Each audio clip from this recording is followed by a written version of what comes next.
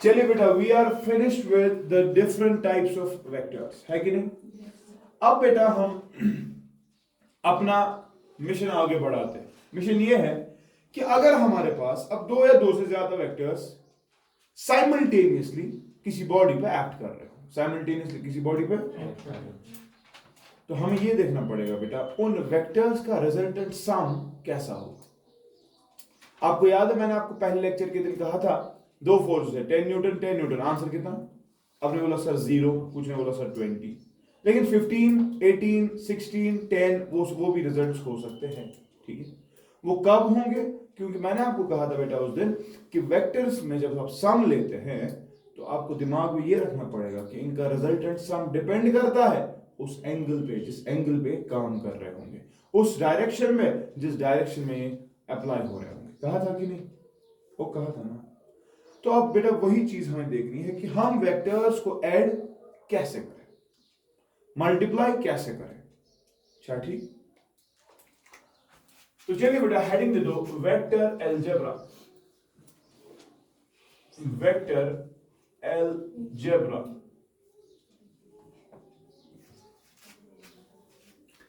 Vector algebra में बेटा पहली चीज ये होगी कि हम दो वेक्टर्स को ऐड कैसे करें। So we will be discussing the addition, will be discussing the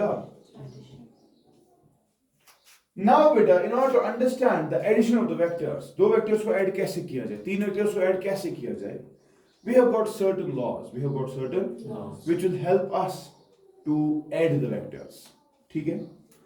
एक लॉ बेटा हमारे पास जो है that is called as triangle law of vector addition। कैसे जबान? of vector addition, अच्छा ठीक। एक और लॉ बेटा हमारे पास है जिसकी बदौलत हम वेक्टर्स को ऐड कर सकते हैं, that is the parallelogram law of vector addition, ठीक है? एक और लॉ बेटा हमारे पास that is called as the polygon law. कुछ लॉ? Polygon law. कहीं ना कहीं से ये सब लॉज एक ही बात कर रहे हैं, ठीक है? ठीक है बेटा, लेकिन इंडिविजुअली पहले हम ये सीखेंगे और फिर हम शायद इस चीज को रियलाइज कर पाएंगे कि यस ये तीन लॉज दरअसल एक ही लॉ है, इनकी शक्लें डिफरेंट, अच्छा ठीक। तो टुडे बेटा I am going to discuss the triangle law of vector addition. How do you add vectors when you are using the triangle law, अच्छा ठीक। चलिए बेटा देखिए ट्रायंगल लॉ क्या हुआ। Triangle law of vector addition कहता है कि फॉर एग्जांपल बेटा आपके पास दो वेक्टर्स, क्या है? say we have got a vector A, we have got beta another vector say B, which are inclined to each other at an angle of theta, at an angle of theta। ये दोनों vectors obviously से force के ही है, से velocity के ही है। आपने dimensional analysis पढ़ा है, दो चीजों को तभी ऐड कर सकते हैं जब उनका यूनिट डायमेंशन सेम होगा, है कि नहीं? तो यहां पे याद रखो जब दो वेक्टर्स है तो ऑब्वियस सी बात है नेचर उनका सेम होना चाहिए, दोनों फोर्स के ही होने चाहिए, दोनों डिस्प्लेसमेंट के ही होने चाहिए, दोनों एक्सेलरेशन के ही होने चाहिए, ठीक है कि ना? तो फॉर एग्जांपल बेटा फर्ज कर लो दो वेक्टर्स हमारे पास है जिनके दरमियान का एंगल कितना है? थीटा। और मैंने आपको कहा था in order to check the angle between the vectors ताल से ताल मिला, कहा था कि नहीं? जब टेल्स जुड़ गई है तो वही उसके दरमियान का एंगल होगा। यानी कि हमारे दो वेक्टर्स है, एक बॉडी एक को इनिशियल वेक्टर्स मैंने दिखाए हैं, एक वेक्टर यहां की तरफ, एक देखो मैंने कहा था वेक्टर का एरो आपको सब कुछ बताता है, डायरेक्शन बताता है एरो हेड और लेंथ बताता है मैग्नीट्यूड, वही बताया था ना। तो यहां पर बेटा एक लंबा है एक छोटा है, तो समझ आ रहा है शायद एक का मैग्नीट्यूड ज्यादा है। दूसरी चीज बेटा डायरेक्शंस में दिखा रहा हूं, एक वहां से एक यहां से, तो आपको उससे भी अंदाजा लग रहा है कि यहाँ कोई वेक्टर है जो इस डायरेक्शन में है और उसका लेंथ उसका मैग्नीट्यूड इतना है, ठीक है? हमारे पास दो वेक्टर्स, दोनों का मैग्नीट्यूड देके होगा, दोनों के दरमियान जो बेटा एंगल होगा वो देके होगा। हमें बोला जाएगा जब ये दो वेक्टर्स किसी बॉडी पे एक्ट करेंगे उस बॉडी पे नेट असर कैसा होगा, उस बॉडी पे नेट असर ऑब्वियस सी बात है जब कोई वेक्टर दो चीजें हैं, दोनों वेक्टर्स हैं, आंसर ऐड करके भी वेक्टर ही आना चाहिए ना। यानी कि जो वेक्टर आएगा जिसको तो रिजल्टेंट वेक्टर कहेगा, उस वेक्टर के पास मैग्नीट्यूड भी होगा और उसके पास डायरेक्शन भी होगी, क्या होगी? तो ट्रायंगल लॉ क्या बोलता है उस रिजल्टेंट वेक्टर के बारे में? ट्रायंगल लॉ छुआ ना, if two vectors are represented by the two sides of a triangle both in magnitude and direction in order, then the resultant sum of the two vectors, then the resultant is given by the third side of the triangle, is given by the both in magnitude as well as direction, but in opposite order, ठीक है, मतलब कोई अंग्रेजी word आपके पास दो vectors, आपको लग रहा है शायद इन दो वेक्टर्स से एक ट्रायंगल बनेगा, लेकिन ट्रायंगल ऐसे नहीं बनाना बेटा। ट्रायंगल बनाने का तरीका है, ट्रायंगल लॉ कहता है कि अगर आपके दो वेक्टर्स इस तरह से है कि उनको रिप्रेजेंट किया जा सकता है दो साइड्स ऑफ ए ट्रायंगल से, दो साइड्स ऑफ अ, मगर कैसे? Taken in order, taken in order. समझो पहले मतलब ऑर्डर, मतलब हमने स्टार्ट किया ना ऐसे, तो दूसरा वेक्टर ये होना चाहिए। सर क्या मैं ये कर सकता हूं? हाँ बेटा मैं कर सकता हूं। क्यों? क्योंकि देखो बेटा, मैंने बी वेक्टर को नए से यहां पे बनाया। समझ क्या प्रॉब्लम? इसको कोई प्रॉब्लम तो नहीं है? क्यों नहीं है प्रॉब्लम? समझो, two vectors are said to be equal if their magnitude is same, their direction is same. देखो डायरेक्शन से पैरेलल है ना, यहां ये वाला एंगल भी एक हिसाब से यहां पे थीटा है, तो बेटा ये वाला वेक्टर इस वाले वेक्टर को पैरेलल है ना, और लेंथ ऑफ एरो भी क्या दिखा है? सेम। देयरफॉर इस वाले अगर यहां पर है, बैक नहीं आती बने, कोई मसला नहीं। मैंने शिफ्ट करके वो काम किया जो ट्रायंगल लॉ कहता था। हमारे दो वेक्टर्स पहले जिस तरह से थे वहां से ऑर्डर में हमारा ट्रायंगल नहीं बनता, मत बन रहा, बट बेटा मैंने बी वेक्टर को शिफ्ट किया और इस तरह से बनाया ताकि जो मेरा अब ट्रायंगल लॉ है उसके दो साइड्स दो वेक्टर्स को रिप्रेजेंट कर रहे हैं, लेकिन मैंने दो वेक्टर्स को इन ऑर्डर लिया है। ऑर्डर पहले यहां से वहां, फिर यहां से वहां, ऑपोजिट मास या फिर इसी तरह। ट्रायंगल लॉ कहता है if two vectors are represented both in magnitude as well as direction, मतलब मैग्नीट्यूड होना चाहिए लेंथ के बराबर, डायरेक्शन वही होनी चाहिए जो तेरी वेक्टर्स वो चेंज, देन क्या होना? But in order, but in then the resultant, then the is given by the third side, is given by the but taken in opposite order, but taken in opposite order। मतलब अगर order ये था यहां से वहां, यहां से यहां, और फिर आता ना ये वाला ऑर्डर आता ना, लेकिन रिजल्टेंट बेटा ऐसे नहीं मिलेगा। रिजल्टेंट मिलेगा शाबाश ऑपोजिट ऑर्डर से, यहां से ही वहां जाना पड़ेगा। This will be resultant vector. कौन सा vector? It will be a vector, it will be a, and remember बेटा इसका वैल्यू कितना होगा? इसका वैल्यू होगा vector A plus vector B, vector A plus.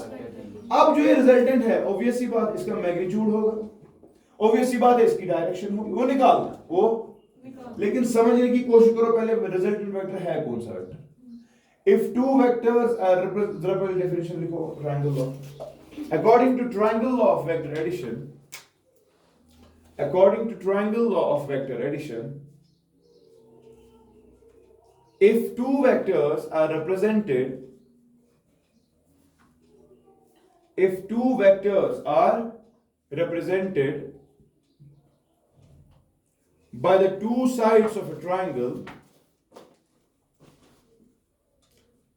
if two vectors are represented by the two sides of a triangle both in magnitude and direction, both in magnitude and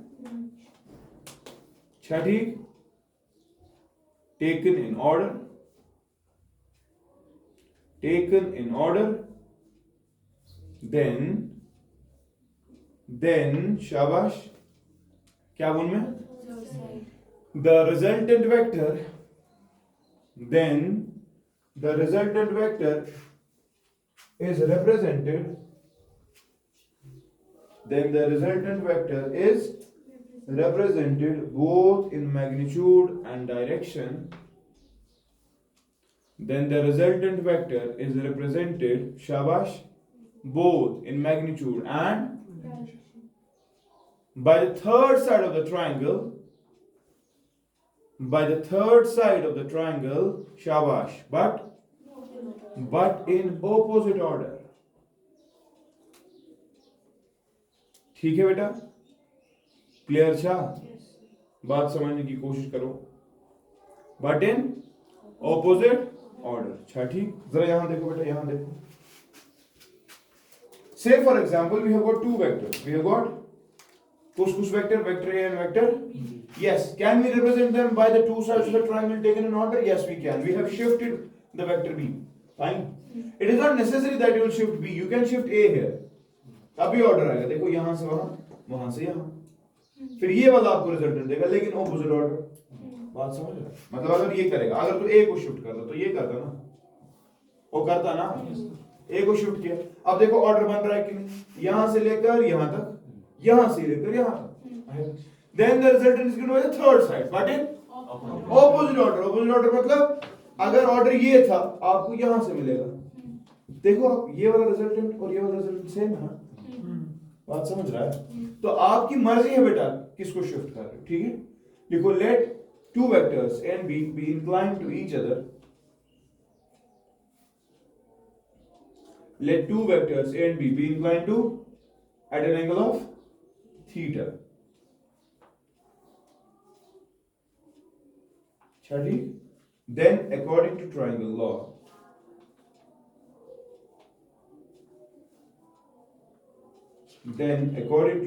law, हाँ क्या triangle law क्या बोलेगा? The resultant vector R is given by A vector plus B vector. सुना?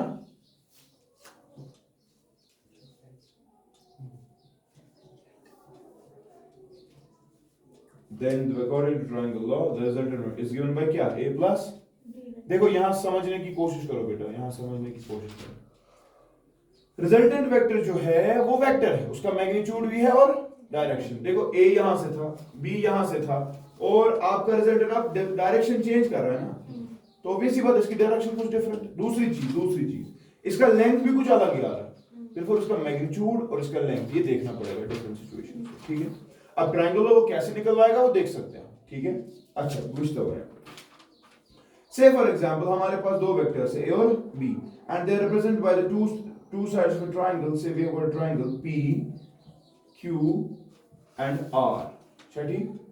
Tell shabash. If A is represented by PQ, B is represented by QR. QR in R QR. We always start from the tail and go towards the head. Fine. If A is represented by PQ and B is represented by QR, then the resultant is represented by शाबाश PR। Clear छा?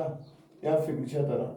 अब हम ये देखने की कोशिश करेंगे बेटा, जो ये रिजल्टेंट वेक्टर है, इस रिजल्टेंट वेक्टर का मैग्नीट्यूड कितना है और इसका डायरेक्शन क्या होगा, ठीक है? चलिए, एनालिटिक्स इन्वॉल्व।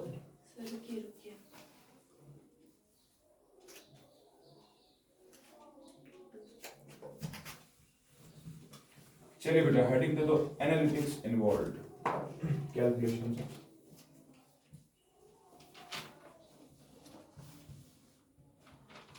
देखने की कोशिश करो।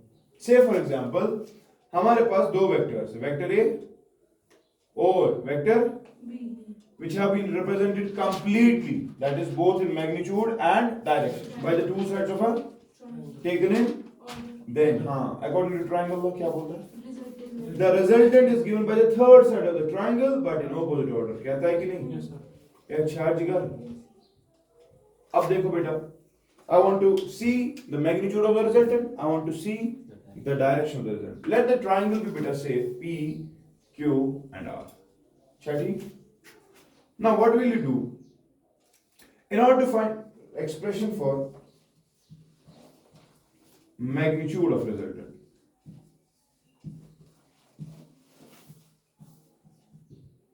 यहां देखो बेटा, फर्ज कर ले यार कि जो ओरिजिनल वेक्टर्स थे, वेक्टर A और B, उनका एंगल ऑफ इंक्लिनेशन जो ये पहले थे, पहले ये था ना, वेक्टर A ऐसे था और से वेक्टर B ऐसे था, और इनके दरमियान का एंगल कितना? थीटा। इनका एंगल इंक्लिनेशन थीटा। अब मैंने क्या किया, मैंने B उठाया और यहां पे डाला। अब समझने की कोशिश कर, what is the angle between the vectors? It is again theta. देखो ये ऐसे जाएगा ना, तो ये टेल जुड़ गई दूसरे के साथ, तो ये भी है ना थीटा। अच्छा, ड्रॉ परपेंडिकुलर फ्रॉम आर, से इट इज आर एन। अच्छा ठीक, अब अच्छे से देखें, मैग्नीट्यूड ऑफ रिजल्टेंट अगर निकालना हो, मैग्नीट्यूड ऑफ रिजल्टेंट अगर निकाल, आपको लग रहा है बेटा वो ट्राइंगल पी एन आर का हाइपोटेन्यूज है, हाइपोटेन्यूज का लेंथ निकालना शॉर्ट में, सुना? लेकिन उसके लिए क्या क्या पता होनी चाहिए? एक तो पता होनी चाहिए आर एन, एक तो पता होनी चाहिए आर एन, और पता होनी चाहिए पी एन। पी एन में मुझे पी क्यों पता है कितना, ये मैग्नीट्यूड ऑफ ए है, लेकिन क्यू एन अभी, तो कोशिश करेंगे पहले आर एन और क्यू एन निकालने का, फिर सब्स्टिट्यूट करेंगे, बस हो गया। बात समझ रहे? तो चल देख क्या करेगा, शाबाश। से फॉर एग्जाम्पल बेटा मैं इस ट्राइंगल को ले रहा हूं, in triangle R N Q. जरा बच्चा मुझे बता साइन थीटा किसके बराबर? Sine theta perpendicular R N by hypotenuse, सुना? Q R. हाँ नहीं, परपेंडिकुलर में कोई मसला नहीं, मैग्नीट्यूड की बात हो रही है। वेक्टर लिखना होता तो फिर देखना पड़ता। बाय हाइपोटेन्यूज, हाइपोटेन्यूज है क्यू आर छाजीगर, which implies Q R sine theta, Q R is equal to R N. निकल गया आर एन। देखो क्यू आर क्या है, क्यू आर जरा समझो, क्यू आर ये ना वेक्टर बी का मैग्नीट्यूड, वो है कि नहीं? तो इसको मैं लिख सकता हूं which implies R N is equal to B sine theta. तो इसमें प्रॉब्लम, पहले आपको समझ आ रहा है मैंने क्यों लिया ट्रायंगल? क्योंकि मुझे आर एन और क्यू एन चाहिए, फिर तब जाकर पी आर निकाल सकता हूं। बात समझ रहा है? तो आर एन मैंने निकाला बी साइन थीटा। सर क्या बी साइन थीटा से आपका पूरा निकल गया? यस, थीटा हमें पहले ही देके होगा, वेक्टर बी का मैग्नीट्यूड भी दे देंगे, इसीलिए हमें ये वाली दोनों चीजें पता है, तो आर एन पता चल गई। ठीक है, सिमिलरली बेटा अगर इसी ट्राइंगल से cos थीटा निकालने की कोशिश करें, क्या बता किसके बराबर आएगा? बेस बाय हाइपोटेन्यूज, तो कहना चाहिए क्यू एन बाय हाइपोटेन्यूज में बी क्यू आर, और है कि नहीं? विच इंप्लाइज क्यू आर है क्या असली? मैग्नीट्यूड ऑफ बी, तो लिखा equal B cos theta, B is equal to Q N. और तो तमाम का प्रॉब्लम बस निकल गई दोनों चीजें। अब क्या करेंगे? Using in triangle PNR, in triangle PNR, क्या बनू? शाबाश, by Pythagoras theorem PR square is equal to PN square plus RN square।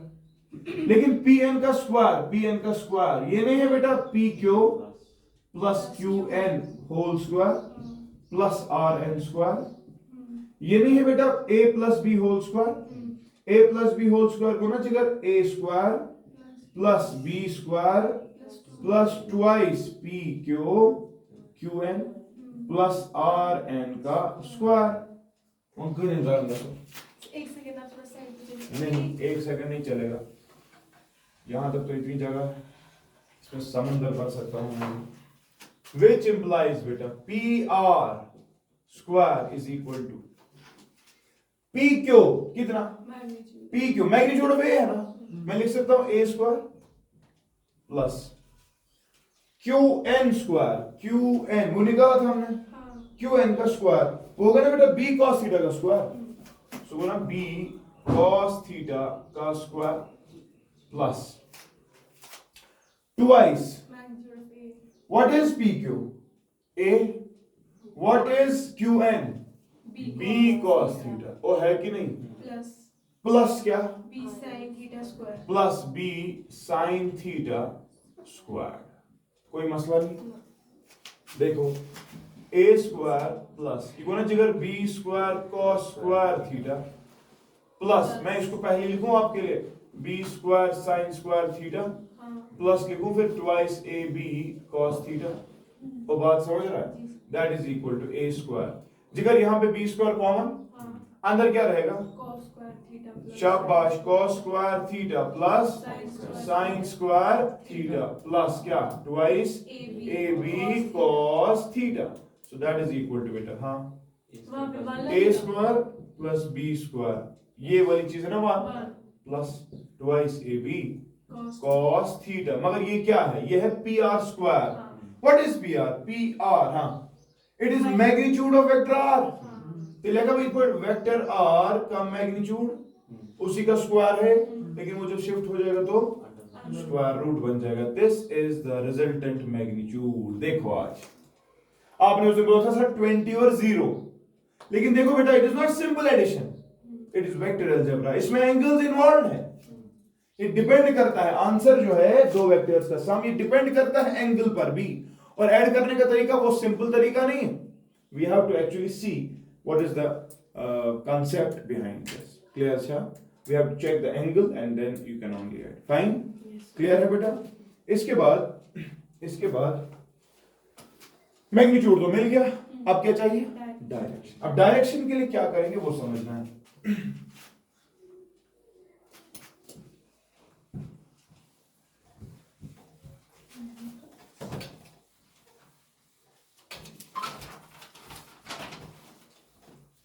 Expression for direction of the resultant. देखो बेटा रिजल्टेंट जो है, रिजल्टेंट अगर देखा जाए तो वेक्टर बी मैं यहां पर भी ड्रॉ कर सकता हूं, है क्या? सुना? नहीं, मैं तो लॉ के साथ नहीं छेड़ रहा। मैं क्या बोल रहा हूं वो समझो।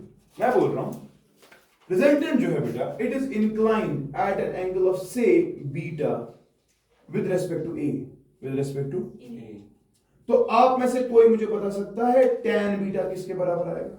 tan बीटा, देखो समझो, अगर मुझे बीटा पता चल गई, मुझे समझ आएगा ना कि वेक्टर आर कितनी एंगल पे है फ्रॉम ए, डायरेक्शन मिल गई ना। फिर बात समझ रहा?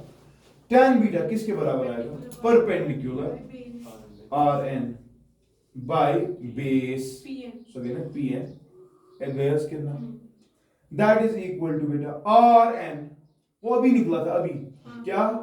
बी साइन थीटा, और निकला ना बी साइन थीटा, निकला अभी निकला, divided by P N is P Q plus Q N, है ना? That is equal to B sine theta divided by what is P Q? It is magnitude A plus Q N अभी निकला B cos theta, B cos theta. ये क्या निकला तुझे? tan of the angle at which the resultant is inclined with one of the vectors. किस vector के साथ angle लिया? देख तरीका क्या आंसर का, a के साथ एंगल लिया ना, बचा कौन सा वेक्टर? b। तो b का ही है साइन थीटा और नीचे b का ही है, बस नीचे a plus b cos theta.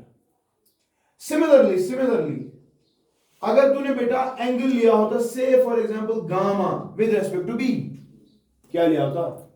जरूरी मत था कि तू ऐसे रिजॉल्व करता, तू यहां से परपेंडिकुलर डालता, तब तेरा गामा, तब तेरा रिजल्ट आपको बोला जाएगा at what angle is the resultant with respect to B. तूने एक्सप्रेशन किसके लिए निकाली? तूने तो ए के लिए निकाली। या तो करना है थीटा माइनस बीटा, थीटा से टोटल एंगल, उसमें से बीटा निकाल दो, आपको मिल जाएगा ना गामा। लेकिन एक और तरीका देखो, बाय कांसेप्ट ऑफ सिमेट्री, अगर बीटा एंगल था ए के साथ, बचा कौन वहां? बी। बीटा था एंगल किसके साथ? ए के साथ, बचा कौन? बी। तो तूने क्या लिखा? B sine theta divide by A plus B cos theta, लिखा ना। इस सिमेट्री के एतबार से अगर तुझे बोलता मैं tan गामा बता कितना होगा, तो क्या बोलेगा? गामा किसके साथ एंगल है? बी के साथ, बचा कौन? तो क्या लिखेगा? a sign theta divided bye b plus a cos theta. बात समझ रहे हैं यार? ठीक है। This is the angle at which the resultant is inclined to one of the vectors. अब नहीं उस दिन बोलना बीटा और गामा, आप बोलना सर किसके साथ एंगल निकालना? ए के साथ। अच्छा ठीक, बचा कौन? बी। तो बी कॉस जो भी एंगल था, बी साइन जो भी एंगल था divided by A plus B cos जो भी एंगल था। बात समझ रहे हैं? क्लियर था? तो लिखिए मैं लिखो इसको क्वेश्चन ऐसे बता इसके करा मैग्नीट्यूड मिल गया और डायरेक्शन मिल गई कि नहीं, है ना? चलो पहले केसेस करते हैं, बेहतर वही रहेगा। केसेस करते हैं, आपको समझ आएगा हम क्या कर रहे हैं। मैग्नीट्यूड है ना ये,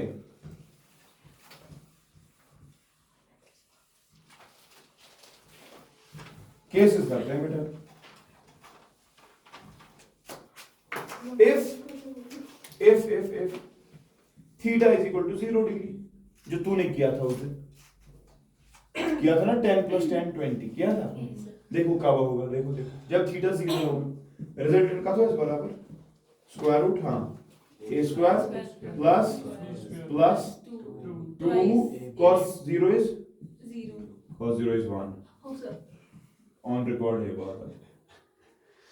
ये क्या हुआ, a square plus b square plus 2ab, ये को ना जिगर a plus b whole square square root a plus होता है, पढ़ा था तूने, ये तुझे आता था, ये वाला केस तो आता था तुझे।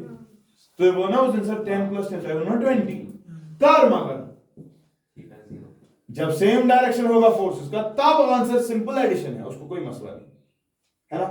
रिजल्टेंट कहां से होगा, ये A है, B भी है ना वहीं से, आंसर कहां से होगा, वहीं से होगा ना। आंसर का एंगल A के साथ कितना होगा, 0 है, ये है ना रिजल्टेंट। रिजल्टेंट का एंगल A के साथ कितना, रिजल्टेंट का एंगल B के साथ कितना।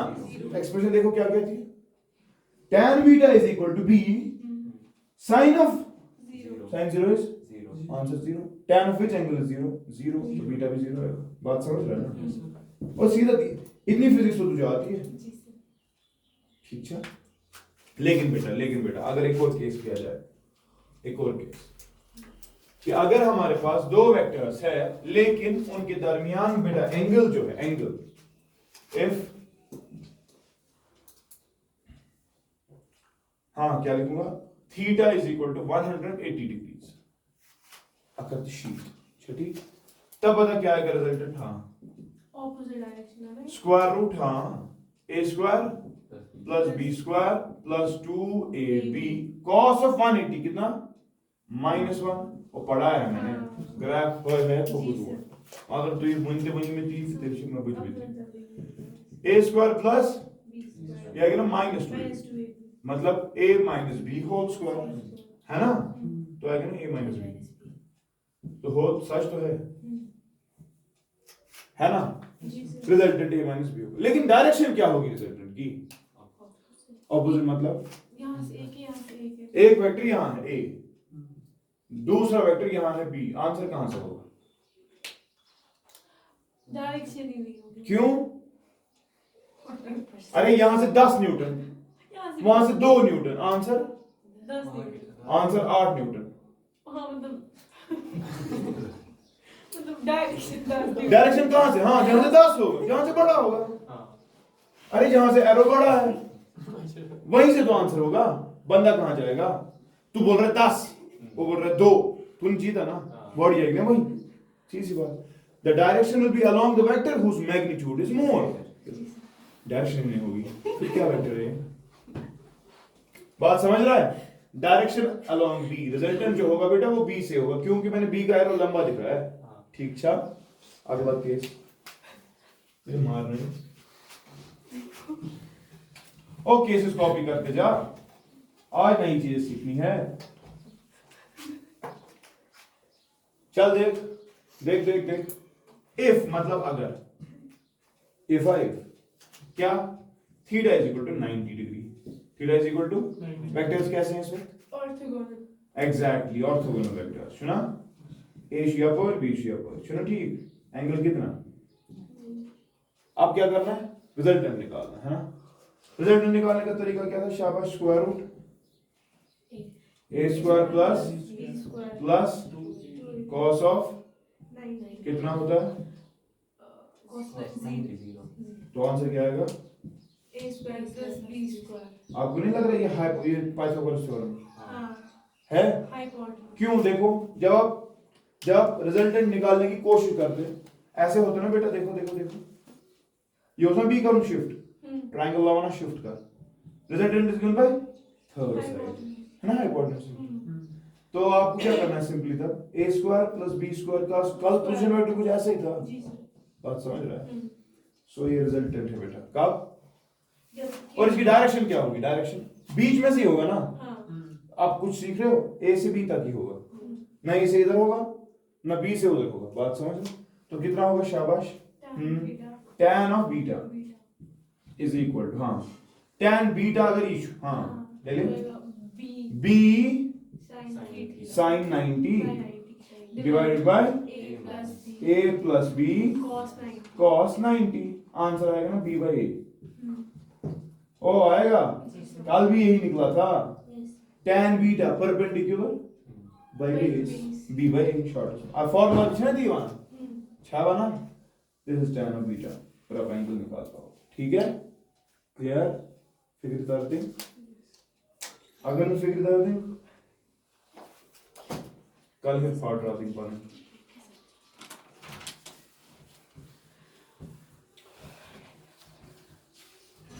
समझ आ रहा है, ओके। अगला केस बेटा, केसेस से हमें समझ आएगा। आपने बातें लिखी साथ साथ, जी sir. when angle is 0 same direction as the vectors, when angle is 180 वही डायरेक्शन जहां से यहाँ से मैग्नीट्यूड ज्यादा होगा। 90 एंगल होगा तो रिजल्टेंट इज सिंपली, ठीक है, hypotenuse, and tan beta will be simply perpendicular by base, ठीक है। चलिए बेटा अगला case, if magnitude A is equal to magnitude B, ठीक है, ये भी हो सकता है ना, और एंगल सपोज कुछ भी है, ठीक है, कुछ भी एंगल, तो बताओ क्या होगा तब, शाबाश। रिजल्टेंट कितना, हाँ रिजल्ट चलो एंगल रखें कुछ की नहीं, चलो नहीं ठीक है, और एंगल यहाँ पे रखते हैं 90, एंगल क्या रखते हैं 90, चलो रिजल्टेंट क्या होता है तब, हाँ स्क्वायर रूट ए स्क्वायर प्लस बी स्क्वायर के बदले लिखूंगा ना ए स्क्वायर, या चलो लिखता हूं पहले 2ab cos ऑफ 90, वही लिखना स्क्वायर रूट cos 90, ये तो खत्म हो गया, आदि ना A square plus A square, answer क्या आएगा square root 2 times A square, answer will be A root 2। तो रिजल्टेंट जो होता है बेटा, रिजल्टेंट जब दो वेक्टर्स का मैग्नीट्यूड सेम होगा और एंगल कितना होगा, तो रिजल्टेंट सिंपली ए रूट 2 होता है, ए रूट 2। देखो इस वाले केस में वही होगा, एंगल था ना 90, if A is equal to B आएगा ना वही, ठीक। दूसरी चीज, अब एंगल देखना है ना, रिजल्टेंट का एंगल, तो tan बीटा कैसे लिखेगा, शाबाश, b sin 91 divide by a plus a cos 90 0, तो बताओ tan बीटा कितना आएगा, शाबाश, हाँ आएगा ना a बाय a, असली है b sin 90, b के बदले में a लिख रहा हूं, a sin 91 divide by a plus, ये तो जीरो ही हो रहा है, तो आएगा ना a बाय a, आंसर कितना आएगा। कोई एंगल है जो जिसका tan 1 है 45, which implies एंगल कितना 45। अब खुद समझ, जब दो वेक्टर्स का मैग्नीट्यूड होता है सेम, रिजल्टेंट जो होता है उनके बीच में से होता है 45, बात समझ रहे हो, लिखो ये पॉइंट लिखना, when the magnitude of the two vectors is same, the resultant always bisects, the resultant always bisects the two, ठीक है, बात समझ रहा है, जरूरी नहीं कि 90 हो, देखो देखो मेरी बात समझो, कभी फॉर एग्जांपल बेटा थीटा होगा कुछ भी 60 डिग्री, तो रिजल्टेंट कहां से होगा 30 से, शर्त है कि ये दोनों का मैग्नीट्यूड सेम, ठीक है, मतलब बता भाई समझ, अगर यही होगा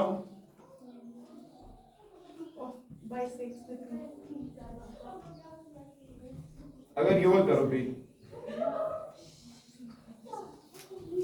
अगर ये वाली बात है a is equal to b, theta is equal to से 60 डिग्री, कितना मैग्नीट्यूड दोनों का है ना सेम, एंगल 60 डिग्री इस वक्त, ठीक, जरा बता cos 60 लिखेंगे ना, तो लिखेंगे a square plus 2a square, cos 60 होता है 1/2, ये और ये कट गया, आएगा 3 टाइम्स a स्क्वायर, आएगा a रूट 3, है ना।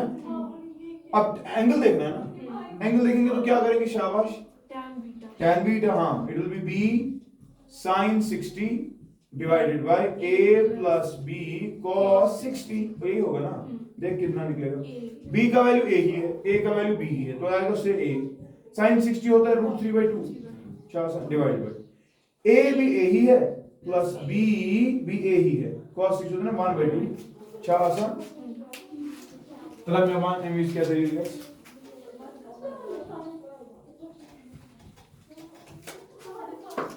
ऊपर आएगा बेटा a√3/2, नीचे आएगा 3a, नहीं हाँ 3a/2, ये आएगा a कट गया a के साथ, 2 कट गया 2 के साथ, आंसर आ रहा है 1/√3। tan ऑफ किसी एंगल 1/√3 है, कौन सा एंगल, tan 30 होता है ना, तो 30। मेरी बात समझा कि नहीं, बोला ना सब। सो जब भी आपके मैग्नीट्यूड ऑफ वेक्टर्स क्या होते हैं सेम, रिजल्टेंट हमेशा बाइसेक्ट करता है, क्या करता है, बात समझा कि नहीं। कोई भी एंगल 120 हो, दो वेक्टर्स का मैग्नीट्यूड सेम, 120 एंगल, आंसर 60 पे होगा।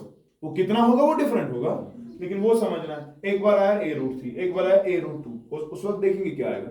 लेकिन ये समझने की कोशिश करो बेटा कि जब मैग्नीट्यूड सेम होते हैं रिजल्टेंट हमेशा बीच में से, ठीक है। चलो बेटा अगला case, if a is equal to b, theta is equal to 120,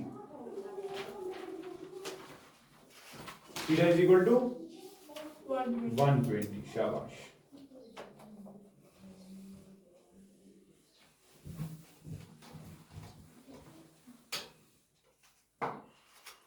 शाबाश शाबाश, हाँ इस वक्त देखेंगे क्या होगा,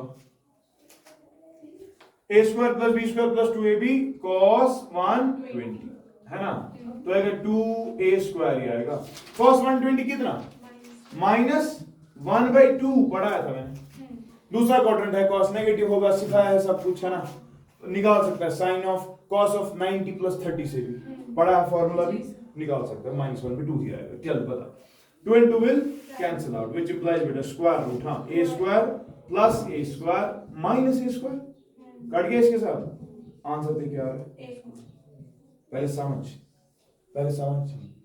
जब दो वेक्टर्स इस तरह से हैं कि उनके बीच का एंगल 120, उनके बीच का एंगल और मैग्नीट्यूड उनका सेम, मैग्नीट्यूड उनका, तो आंसर जो होता है वो उनके बराबर ही होता है, लेकिन होगा कहां से, 60 से। बात समझ रहे हैं, देख ये ना a, ये ना b, इनके बीच का एंगल कितना है ना। लेकिन if a is equal to b, a is equal to b, resultant definitely bisect करेगा, बाइसेक्ट मतलब बीच में से जाएगा, 60 डिग्री पे जाएगा ना, लेकिन उसका मैग्नीट्यूड a ही होगा। ये 120 एक स्पेशल केस, उसका मैग्नीट्यूड a ही है, a ही, एज इफ ये दो काम ही नहीं कर रहे हैं, एक ही काम कर रहा है, लेकिन काम कहां से कर रहा है, 60। बात समझ रहा है, यानी कि ऐसे समझो, एक डब्बा है, इस डब्बे को एक बंदा बोल रहा है जल कर, दूसरा बंदा बोल रहा है नहीं यहां से जाएगा, ठीक है। तो आंसर जो है बेटा, आंसर जो है एंगल को द वेक्टर दरमियान, नहीं 120 कहां, ये टेल जब जोड़ेगी तो 60 आएगा। ऐसे नहीं करूंगा, ऐसे करेंगे। एक डब्बा है इधर, एक बंदा इसको खींच रहा है इधर, और एक बंदा इधर खींच रहा है, लेकिन दो, ये कितना एंगल हो गया, एक बंदा खींच रहा है विद ए, दूसरा बंदा भी खींच रहा है विद, रिजल्टेंट इनको बोला जा रहा है तू क्या फिट मुड़ा लामा इन्हें पाई क्यों या नहीं रे या पर आपको ये मार्क के रिजल्ट एनर्जी का आपको ये लगेगा कब है 60 एस्पेक्ट, काम वही होगा जो तुम दो कर रहे थे।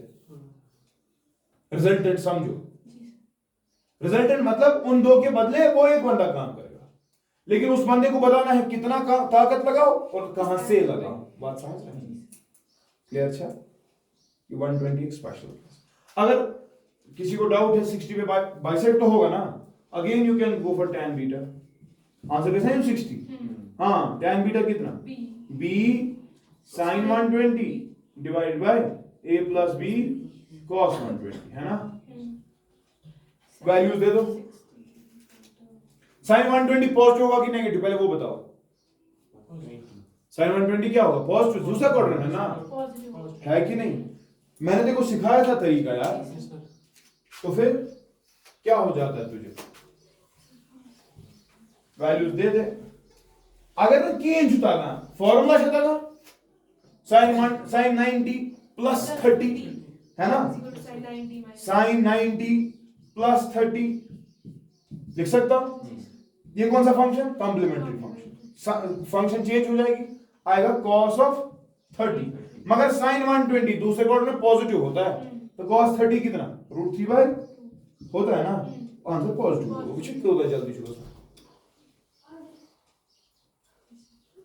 डाइजेस्ट नहीं हो जाएगा ना इन ओके यार जी, मन पता है मुझे अलग टैलेंट थोड़ा सब तेज करते हैं, हमें टाइम लगता है। नहीं, अगर ये करोगे sin 90 cos 30 plus cos 90 sin 30, ठीक है, ये भी तो पढ़ा है, sin of a plus b sin a cos b, cos a sin b पढ़ा है ना। चलो यहां से देखते हैं, तो sin 90 plus अच्छा अनपढ़, sin 90 कितना, cos 30 कितना होता है ना, प्लस cos 90 कितना, आंसर दो, cos 90 ना बहुत शून्य। तेज चलते ना, दिमाग को तेज? प्रोसेस करने में टाइम अल्लाह। लगता है। जब तू तेज सोचेगी तब तू काबिल बनेगी। टाइम तो लगेगा ना, क्यों लगेगा, तेज ये तो किसका 10th का है, cos 90 तेज का है। पता है मतलब सब आंसर कितना, चुना तो होती हाँ हता या पर हमें बाखशीज या पर हमें बदल मकसद वो कौन वाला चीज, तरीका भी है ना, एक direct link, sin 90 plus 30 is equal to sin 90 minus 30। या अल्लाह। मकसद जो sin 120 √3, तो देखो क्या लिखोगे, b Sorry, sin 90 plus 30 is equal to cos 90 minus divided by a के बदले में b लिखूं प्लस b ही लिखूं, cos 120 अभी पढ़ा -1/2 पढ़ा ना, तो b में से आधा b निकाल दे, आधा ही b बचेगा, मुबारक हो तुम्हें, b √3/2 डिवाइडेड बाय यहां आएगा ना b/2, b सुना b से 2 सुना 2 से √3 आ रहा है, किसका, tan ऑफ, कौन सा एंगल है जिसका tan, बस हो गया, रिजल्टेंट इज एट 60 डिग्री। यार ठीक है, आएगा कि नहीं, तुम्हें लग रहा है मुश्किल है, तो मुश्किल नहीं है, ये आसान है, कब तक बोलेंगे रिवाइज करेंगे बस yes you need to revise, कल से बेटा क्वेश्चंस हो गए। अच्छा ये क्या 120 का स्पेशल केस लिखो, ये लिखो, अपना साइड पे चलिए।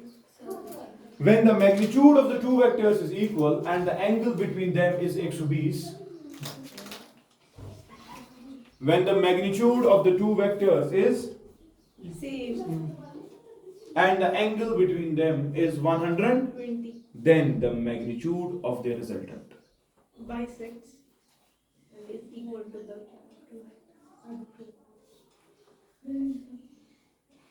is equal and then the magnitude of their resultant bisects the two vectors and is, same as that of the others.